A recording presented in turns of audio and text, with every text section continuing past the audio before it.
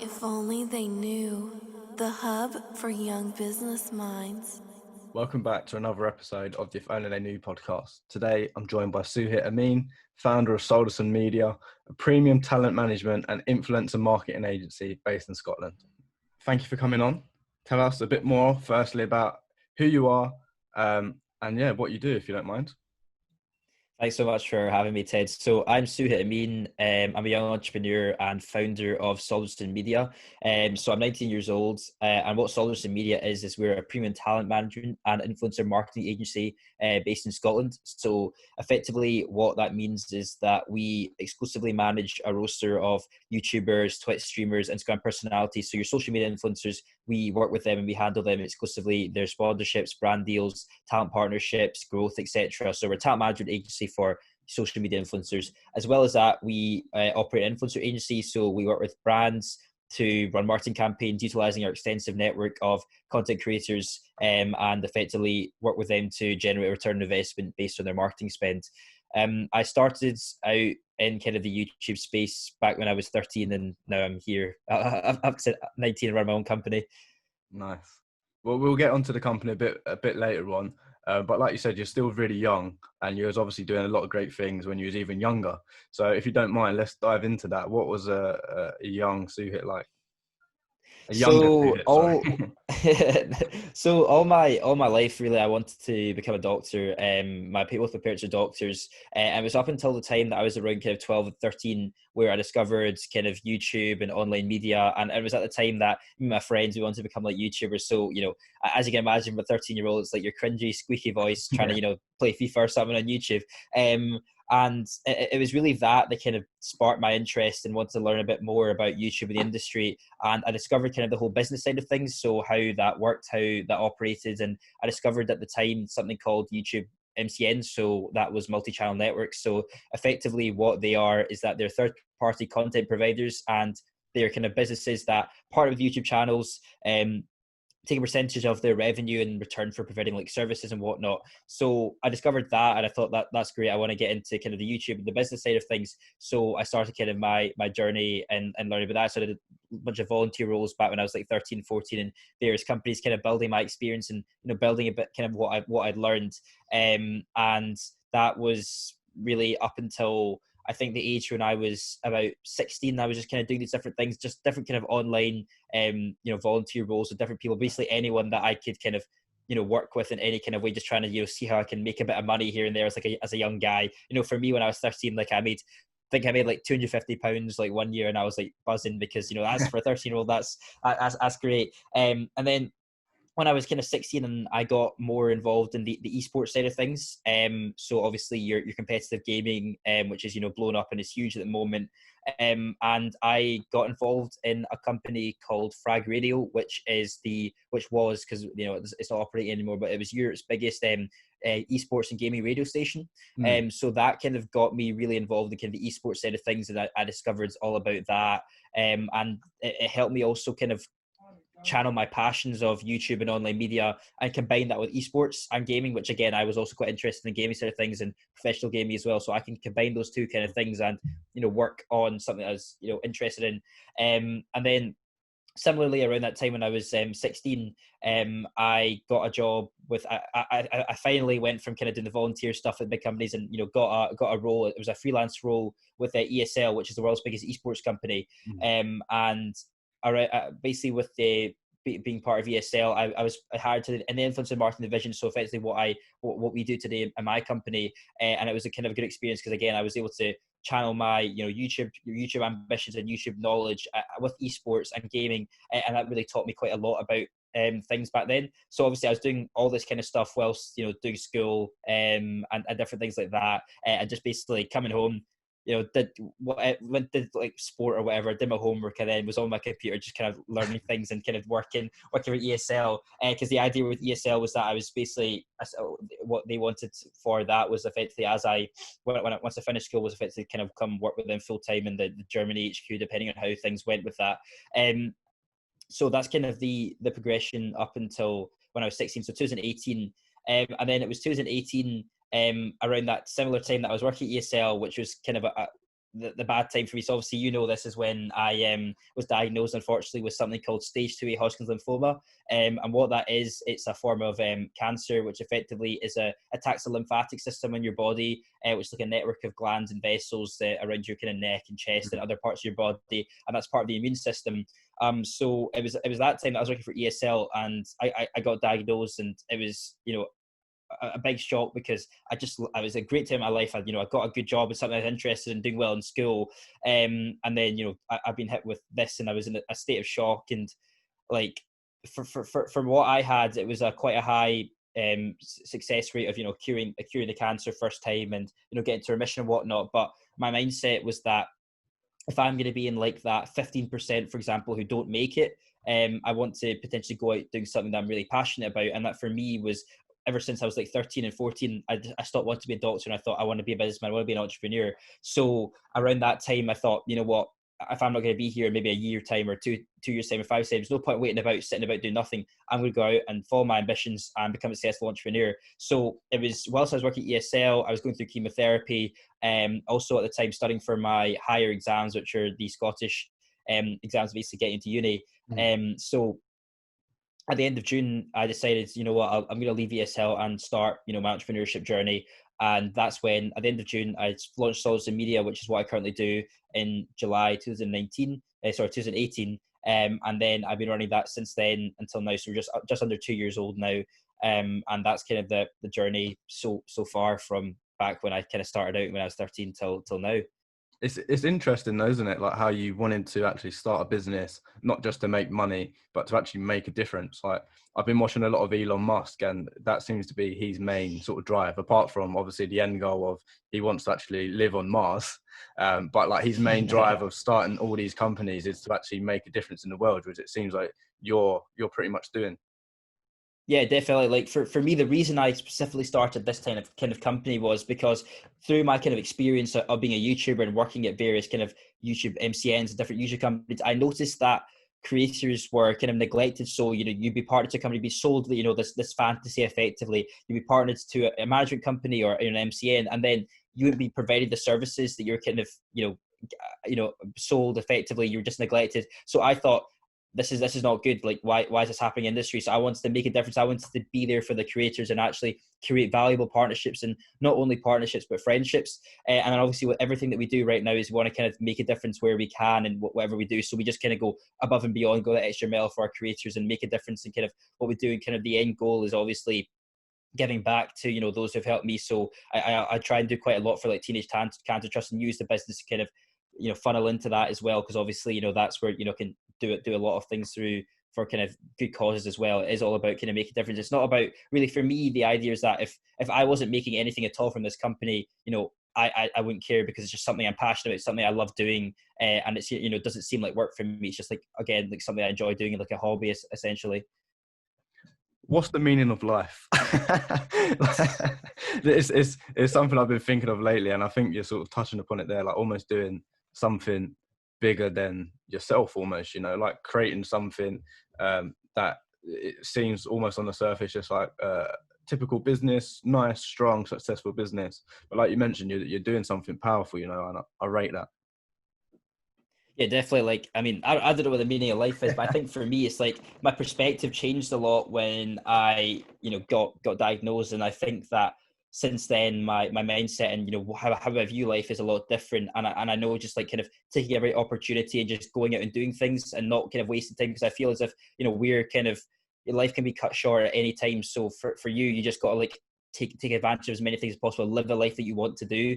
Because obviously everyone's different, everyone's got different goals and ambitions of what they want to do. But I feel as if a lot of us just kind of sit about, waste it too much. It's about just going out, following what you want to do. And everyone's meaning of life is different. For me, my meaning is probably growing, becoming a successful entrepreneur, giving back to people that have been there for me on the way, and eventually just being able to run my company and also do a lot of good things for other people around the world. And basically, effectively, whatever I do essentially can help others in some form is effectively what I want to do with what I'm doing. But obviously everyone's got something that's different for them, but I think we just need to all channel that and act on these things. Well, it's crazy how you've actually turned like your passion into, I hate to say it, I've come across this term a few months ago, but turning your passion into paper. So essentially, like turning what you love into your work, really.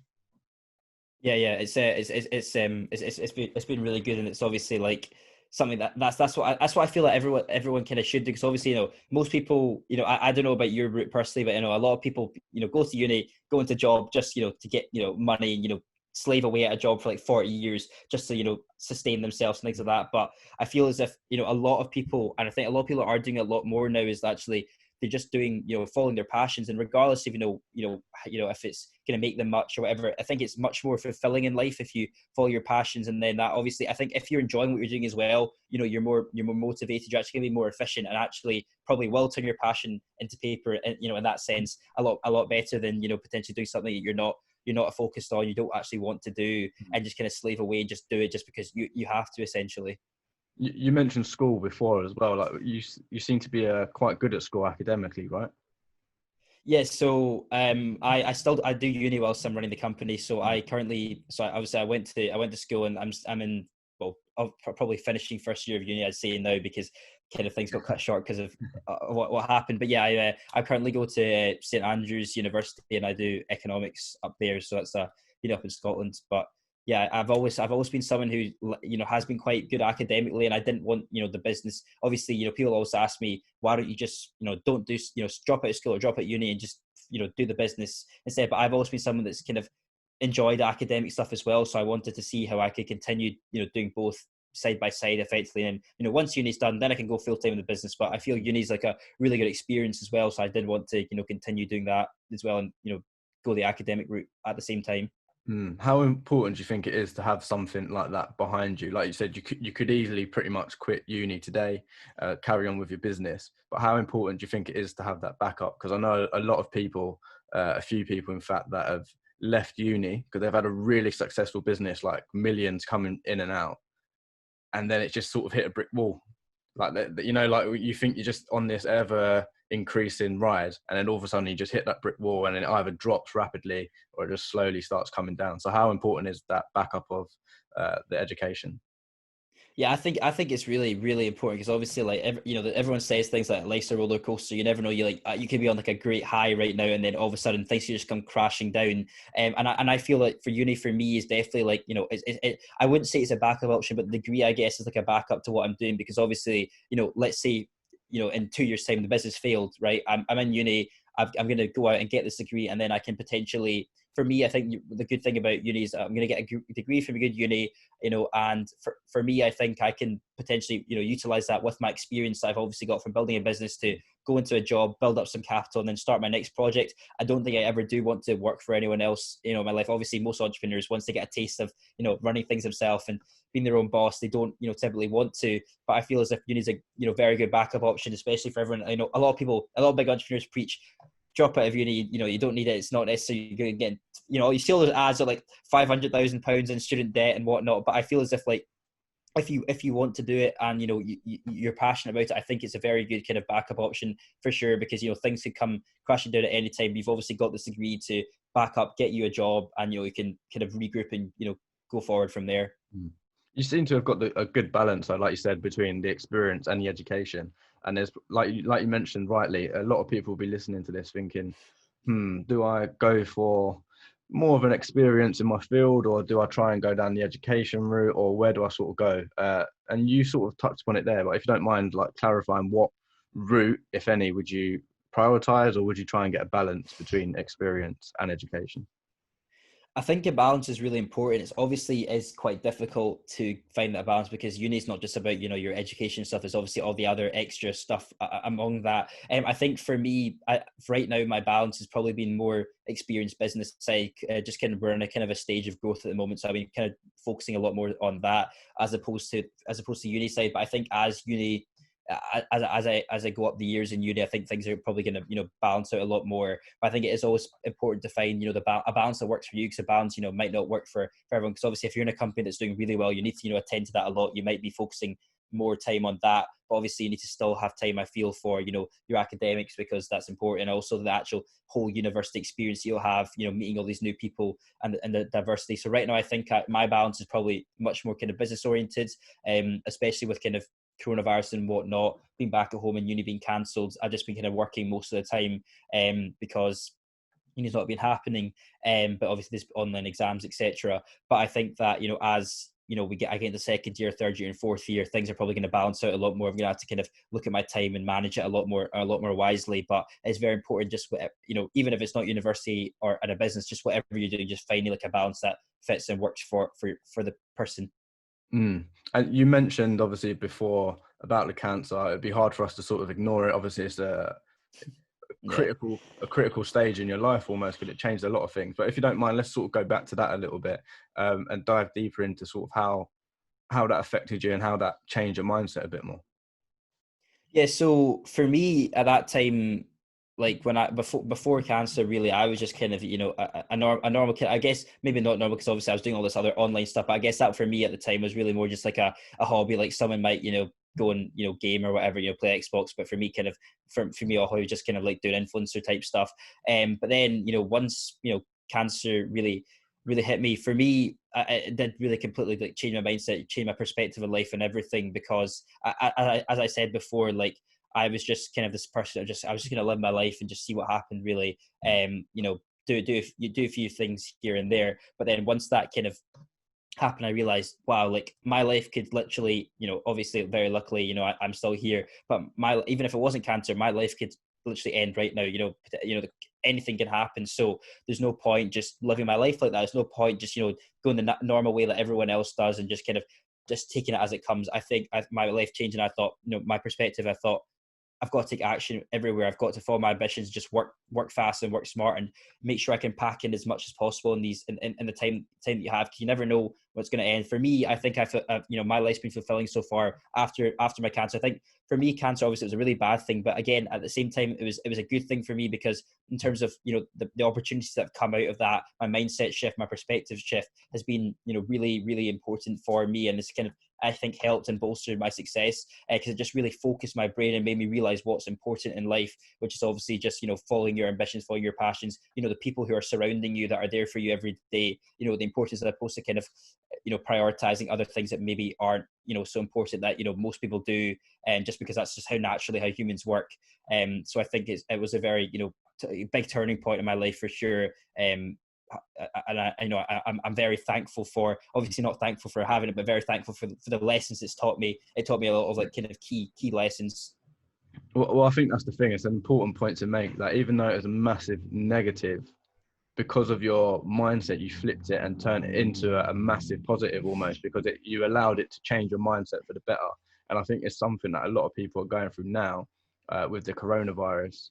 Obviously, everyone's sort of thinking, oh, wow, like my life, to a certain extent, it seems like it's been flipped upside down, just because I think a lot of people are tied up in like materialistic things. So this it's quite minor if you look at it on like a full scale. It's quite a minor thing to have happened. We're just sitting at home for a few weeks. Obviously, there's illnesses and stuff, but for the most part, what we have to do is just sit at home for a few months even, and just sort of chill out for a bit.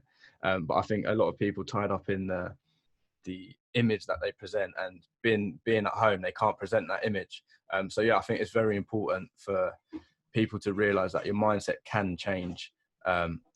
And yeah, if it is going to change, make it change for the better, Yeah, 100%. I think this time is very good for a lot of people. I know, probably, it's a bit of, it's obviously bad in general, but I think it's good for people to actually like sit down and reevaluate their kind of life and just think, obviously we've got a lot of time to do a lot of different things. I feel a lot of people are probably wasting it away, just, sitting all day watching Netflix, not really doing anything. But a lot of people also are probably going to be the other way, learning new skills, learning things that they want to do. Potentially, potentially people are like, I wanted to learn how to trade. I didn't have the time to do it before, but now I've got about an abundance of time to do things. So I think a lot of people are actually using this time to do things and change their mindset, and encourage themselves to try new things and increase their kind of capacities of what they're doing essentially. But obviously there are going to be the people that aren't. But I think it's essentially this time is a very good time for everyone, and probably like advice from me is just use this time to follow your passions. Something you've wanted to do, always wanted to do, just do it, and go ahead and do it right now, because we have so much time to do things. So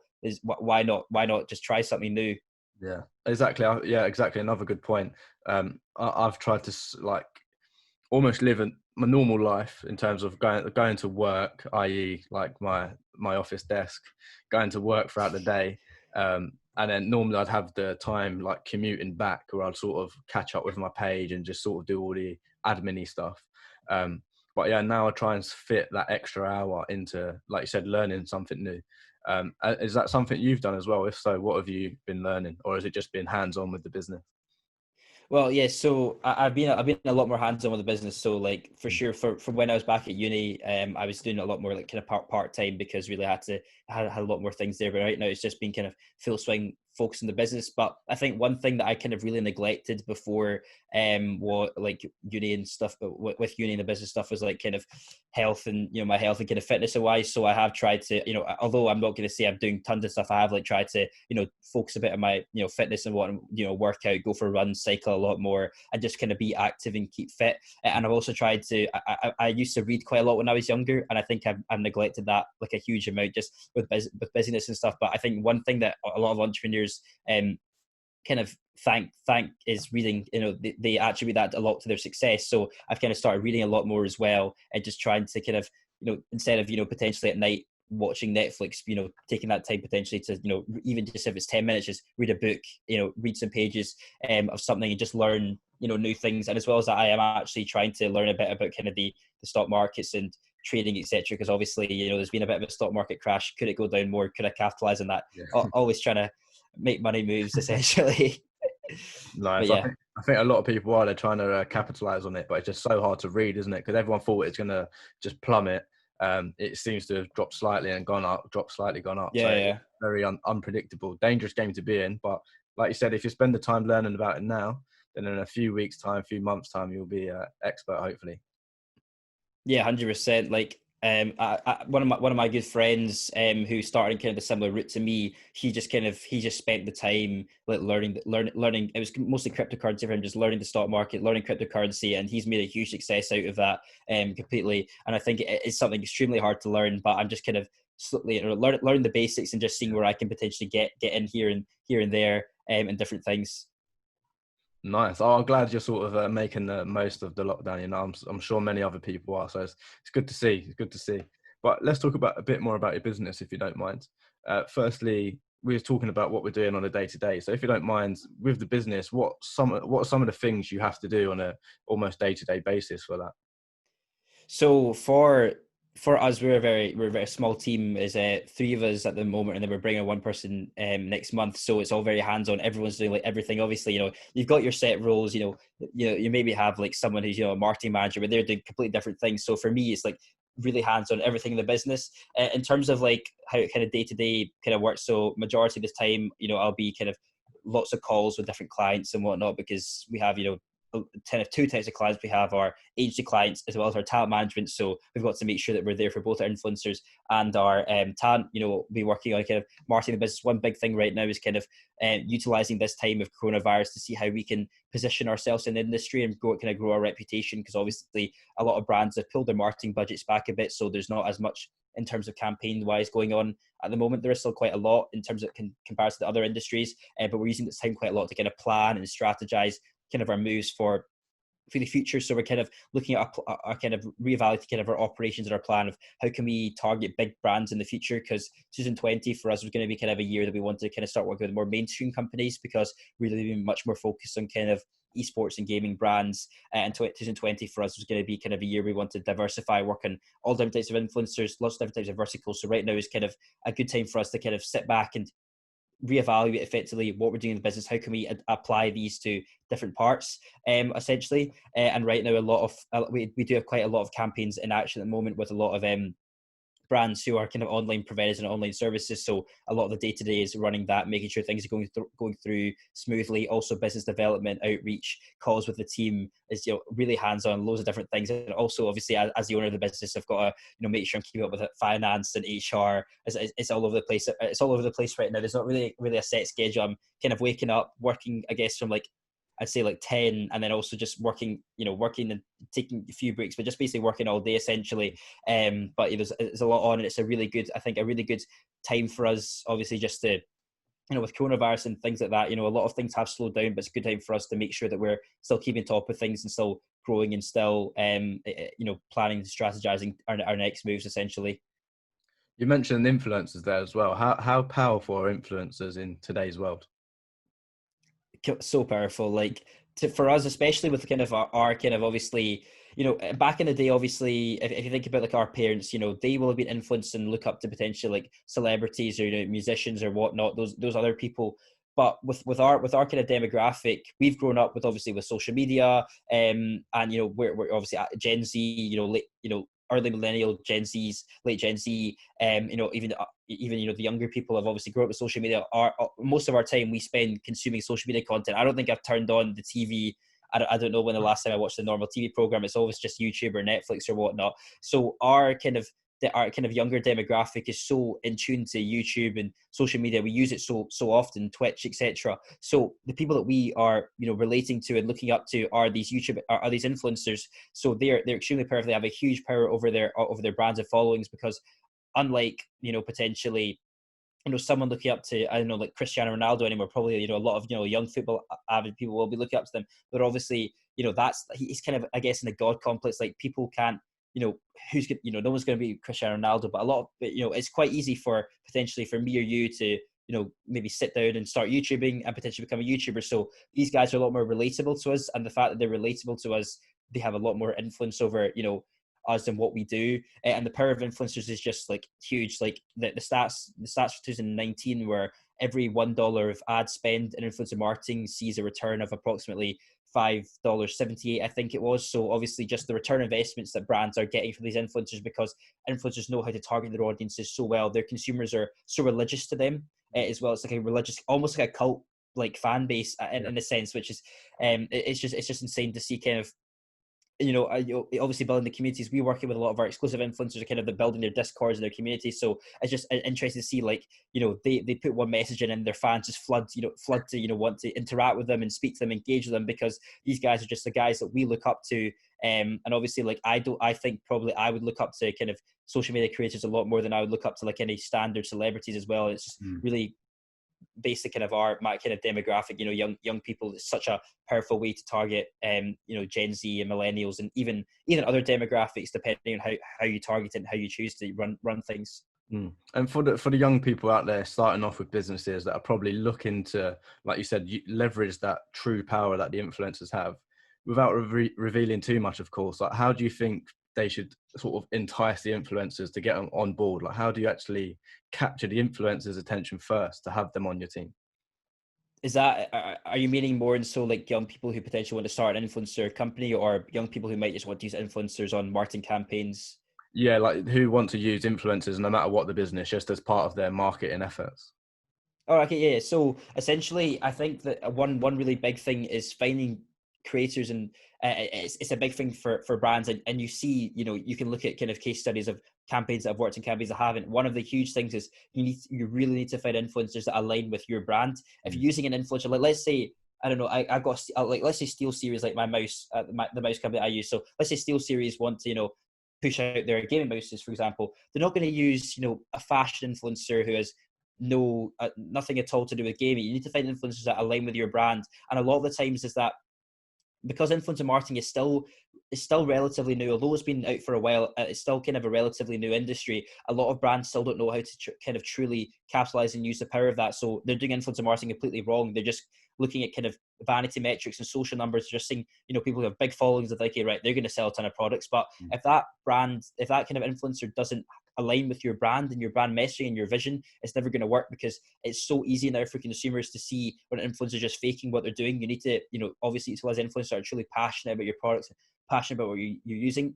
Another thing, for kind of anyone, and young people who potentially want to get influencers on board, is kind of, obviously, a lot of people think that utilizing the biggest guys is going to be what works well, but it's all about kind of analyzing, as opposed to kind of these vanity metrics, which are like followers and their total reaches. Look at kind of their engagement, who they actually can target, because a lot of influencers may have huge social followings, but actually their engagement rates and the people who are actually getting involved with them is a lot lower. It's always a lot better to look at, work with creators that have their audience actively engaging with them. So a lot of the time, micro and nano influencers can work, and that's a big thing right now in the industry. Is a lot of brands are switching away from using macro and hero influencers to working with smaller nano micro influencers. So these are your kind of guys who are maybe like in your 1,000 followers, 50,000 follower range. These are guys that have kind of truly like engaged with their audiences, their niche audiences. They have a lot higher engagement rate, and so that kind of is something that really works a lot better and works a lot well. And then I think another thing, especially right now,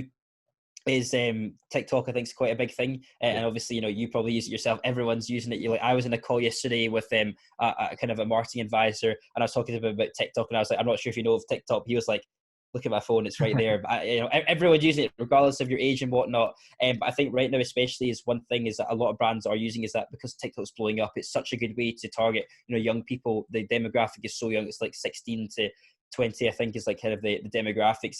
TikTok is something to really kind of be aware of, and just keeping up with marketing trends and what's going on within kind of influencer industry is something that's really important for any business to keep aware of. And I think, again, obviously, one other kind of big things is with kind of whatever you're kind of promoting, you really need to kind of analyze kind of what your kind of goals are as well. So obviously, if you're looking for like a campaign with your KPIs would be like brand awareness or whatnot, you might want to use potentially bigger influencers. You can just get a general reach, a general awareness. But if you're looking for more potentially KPIs or like conversions or clicks or sales or actual kind of measurable results, you need to be kind of wary of your budget that you're spending, because these things can obviously it's actually quite difficult to make sure you're planning everything right. To be aware of what your goals and what the campaign goals are, and that is a very important aspect for anyone that's kind of looking to do influencer marketing.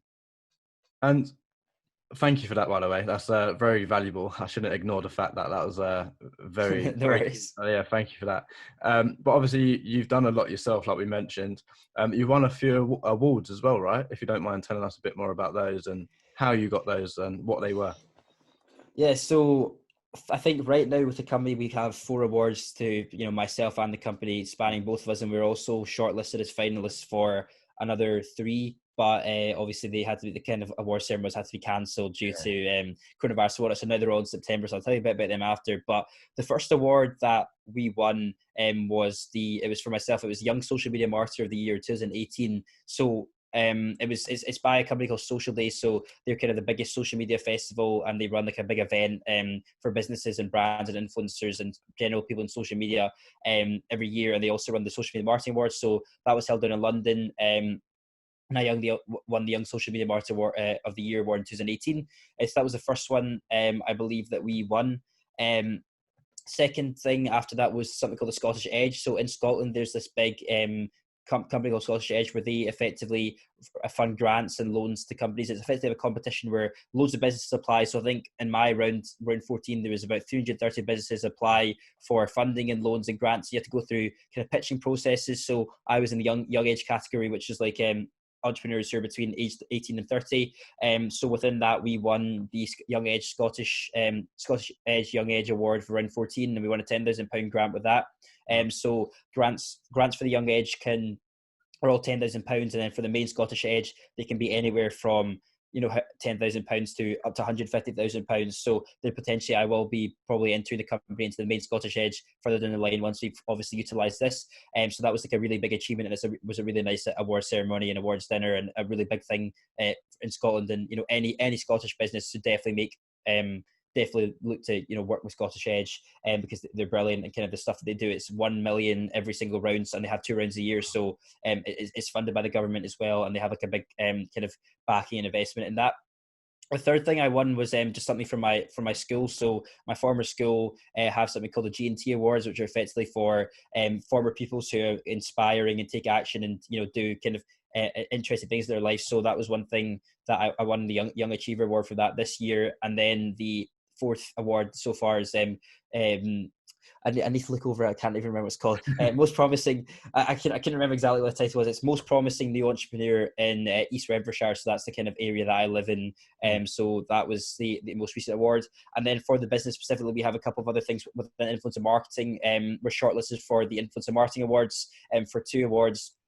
in September. So best use of a small budget in a campaign. So that's for any campaign that is under $10,000 worth of budget. So we're up against another company for the best use of that budget. And then the other one is for Rising Star, for our agency, like a Rising Star agency. And then also we're up for a couple of awards with the Federation of Small Businesses in Scotland.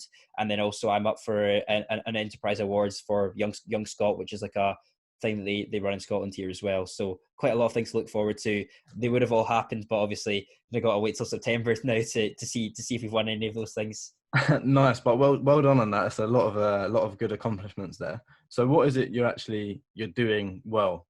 If you can think back and say, oh, okay, this is something I know that I did well. Like, is it your personal brand? Is it just the efforts of the company? Like, just the reason I ask that, so people listening can say, oh, okay, so I can try and do that now whilst I'm still at an early stage, whether it's building a personal brand or whatever it is. I think for me, like, I really want to build my personal brand out a lot more, and I think it's something I've actually neglected a lot, because I've seen a lot of people within the kind of social media space who have really, really, really strong personal brands, and that drives a ton of business for them. I think my personal brand has helped quite a bit, because obviously with my story and whatnot, that's helped me a lot in terms of reputation and kind of press and, you know, newsworthy things. I've been able to be on like the BBC and whatnot just because of my story. I've got on TV, etc. That's obviously, people see that and, you know, trust you a lot more, you know, once you have that press behind you. So obviously, you know, that's helped a lot. But I think developing my own personal brand is something I really do want to do. So I would highly advise that to kind of anyone getting into really kind of anything within kind of online entrepreneurship or social media. Build your personal brand is invaluable, because that can just be like make or break a bunch of clients. Like, a lot of people can funnel really well into your business, and that's something that I am working to grow on right now in terms of personal branding. But I think what we're just doing really well is just kind of doing things a bit different than everyone else in the industry. So obviously, with us specifically, this is not really something to be like proud of or anything. So this is really doing well. But I think within our industry, the heat of everything is down in London, and we're the only kind of Scottish company up here. So that instantly sets us apart, makes us, you know, obviously unique. People are like, oh, I didn't even realize, you know, influence marketing was aware, you know, up in Scotland. So that kind of immediately sets us apart. But I think as well, just like being different in what we do, and really essentially like going the extra mile and everything you do. And that's really important across any business, because, you know, if you're, you know, if it's, you know, someone's evaluating why they should work with your business against another business, you know, potentially, potentially the conversions or whatever you can do for them might all be the same. What's going to be a differentiator? What's going to be the reason they want to work with you? It's all about, you know, are you going to go the extra mile? Are you going to do extra things and to build that relationship and make sure, you know, they're looked after? And one thing we really kind of value really highly is kind of our kind of customer service with our influencers and our brands and people that we work with, is really developing that relationship and making sure that we have, you know, supreme customer service whenever we work with any of them. So we don't go like a day without talking to any of our creators, even if it's just like kind of a general thing, but we're always there to make sure that, you know, anything they need, even if it's just kind of a friendly chat, just kind of chill and hang out with them, we're like there just to kind of go the extra mile, you know, really create that kind of personal relationship. And as well for brands, we're always kind of doing things that potentially, you know, sets it apart from everyone else. So just, you know, check out with them a lot more than usual. You know, if there's something that's, you know, potentially not contracted for us to do, we'll just still, you know, potentially go out and do that to create a relationship, create that long-term business with them. Because the idea for me is what we really try to do is provide value first and ask for business second. And that's a really important thing, is that if you can prove your value and prove that you're doing, especially like as a new business, as a young entrepreneur, someone who's maybe not got that, you know, backing of experience and years of experience and, you know, backing in the industry, if you can provide that value, show what you can do, show that you're willing to do something different than everyone else, then that's going to bode really well for you. And then from that kind of early kind of contact with them, if you're providing value first, and that's really going to capitalize and turn into like a longer term business. And that's how we've turned a lot of things into long-term deals. We've, for quite a lot of our influencers, we've gone out, we've hunted for brand deals for them before we've even, you know, looked to sign them. We've, you know, brought them different things. We've, you know, helped them maybe get, you know, verified on an account, or, you know, something that, you know, they just want, they've been looking to do and looking to, you know, get done. We do that for them first, so they know that, you know, we're there to support them, and that when they join us, we're still always going to be working for them regardless of what's happening. Nice. So is age a barrier for you in the business world? Are you treated the same as everyone else, or is it not an issue? I think now that I'm kind of 17, I think from 17 things got a lot better. But obviously, you know, when you're back and you're 13, you know, potentially trying to talk to people, with like that unbroken voice and, sound like a child, that's definitely like a thing. Like no one would take me seriously about when I was 13, to be honest. Like 13, when I was young, I wasn't really taken seriously. A lot of the times that I was actually kind of too worried to say my age, and I often said I was like 2 years older, just because I didn't think they're not going to take me seriously, if I say I'm 14. But I think, once I kind of turned 17, and the kind of the stigma, the stigma of like, being a kind of older, an older person's getting to be an entrepreneur is kind of gone now. A lot of young entrepreneurs are getting to things, obviously like with shows like The Apprentice, everyone in there's like really young, kind of 20s to 25, especially in my industry. Obviously you spoke to Harry from Go. Their average age in their company is 23. It's really, really young. So our industry is like really young. So I don't think anyone really minds what age you are. Probably in other, areas, maybe if it's like financial or whatnot, it probably would be a bit of a barrier. But especially I think with our making a press and people like respecting kind of the journey that I've been through, my story hasn't really been an issue right now, but definitely in the past was a massive issue. But when I was kind of like 13 to 16, I suppose. No, definitely. I think it's important to know that young people are probably more powerful than anyone else on the planet right now, to a certain extent. Like there's a lot of hope for them. But what's next for yourself in the business then? So for me in the business, so obviously right now we're, by next month we'll be a team of 4. So the idea for this year, I'm not sure if it will, potentially still happen with coronavirus and whatnot, is that I wanted to kind of get us to maybe a team of 6 or 7 by the end of this year, and start working with, again, 2020 was really a year for us to kind of scale up and grow. So and up until November 2019, it was me and another person, two-person team working with, a lot of different, anyone here from small brands, small clients. Right now, 2020 is really a year that we want to scale up, start working with these big brands, big deals, big clients, and really establish ourselves as big players in the influencer marketing industry. Someone that people want to come to, as opposed to us having to go and find, deals to, someone like, a big media agency, they come to you because they know you're the best of the best. That's what I want to kind of develop and, keep that premium agency, because we pride ourselves on being a premium talent management influencer marketing agency, kind of keeping that premium aspect all around us. And obviously premium is like, for us, it's just basically like going out of the way to do things with the extra mile, essentially, is why we are premium and, providing that high quality. So for me, is I really just want to, develop and grow ourselves in the influencer marketing industry, kind of branch away from solely gaming esports as well, and work across other verticals and different clients. So we have already started doing that a bit with lifestyle and tech and whatnot, but really diversify and become like a full influencer marketing agency. And then the long-term goal is to become a full social media marketing agency. So having influencer as kind of the core service and everything else kind of built upon that. So, if people want to, work potentially on different things like paid ads or, media buying or all these different things, we can provide all those different services, production, but with influencers kind of the core service behind that. And then for me, the long-term goal is eventually, I don't want to be an influencer marketing forever. Like I love it right now. It's my passion, but for me, the big thing that I always want to do is like be like kind of a tech entrepreneur, so like Silicon Valley type stuff. Like, Elon Musk is someone that he's just like, I look up to that. So that's like cool stuff. He's like, so I want to eventually potentially like sell the brand, maybe like, however many years time, and then go into starting something that's kind of a, startup tech brand. Obviously we'll see what, how that all develops in terms of artificial intelligence, robotics and whatnot, but it's a whole world in itself I'm gonna have to discover and learn all about. But that's kind of something I've always wanted to really do, is like kind of Silicon Valley type stuff, tech entrepreneurship. So that's kind of the journey I want to take in terms of things right now. I love that. You'll have to come on the podcast again to talk about AI and all that stuff, and we'll get deep into it and nerd out about it. But for now, Final question: what do you want your legacy to be?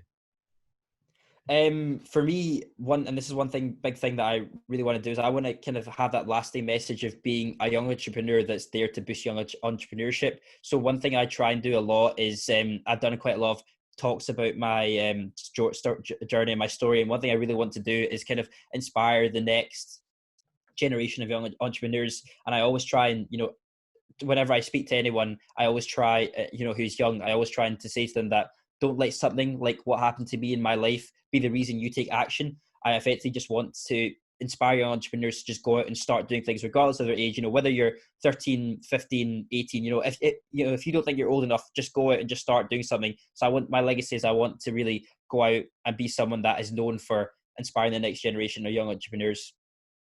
I love that. Well, thank you very much for coming on.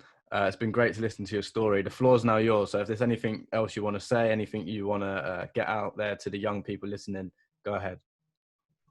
I really appreciate you having me on as well. And I think just kind of putting that message again is really the only thing I want to do, is that don't let something like what happened to me like be the reason you take action in your life. Don't let, you know, a bad thing in your life be the reason, you know, you follow your ambitions. Just go out and do it. Especially right now in the times that we're in, you have so much time to do anything. Just go out and follow your dreams, follow your ambitions, try something new, and don't ever let anyone else tell you can't do something because of your age. That's a big thing. Like 100%. Like if you're a young entrepreneur and that's your ambition, don't let anyone else stop you. Just go and do something about it. Perfect. Like I said, it's been a pleasure having you on. Yeah, thank you very much. It's been very valuable, and I look forward to seeing your development as well as your companies over the next few months, and then hopefully the next few years as well. So thank you very much. Thanks so much, Ted, for having me. If only they knew, the hub for young business minds.